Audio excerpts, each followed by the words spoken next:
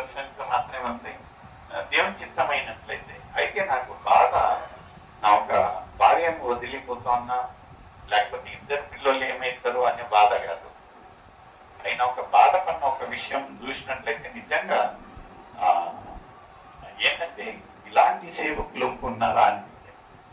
ఆయన ఏమన్నాడంట ఫోన్లో, నాకు బాధ నా ఒక జీవితం గురించి కాదు, నా ఒక కుటుంబం గురించి కాదు, నేను నా ఒక జీవితాన్ని సేవకు అర్పించాను కదా. ఇప్పుడు రాబోయే రోజులలో సేవకులు చాలా తక్కువ. మాలాంటి వారు, ఆయనకు రైల్వే పని వచ్చిన్నదండి అప్రెంటిస్ కొట్టడం. అయితే అతను ఎన్నుకున్నది ఏంటంటే రైల్వే పనిని తిరస్కరించి సేవకి వెళ్ళాడు. హల్లెలూయా. హల్లెలూయా. మనము సేవల్లో ఉన్న వాళ్ళము గవర్నమెంట్ పని అంటే సేవను పక్కన పెట్టేసి రైల్వే పని.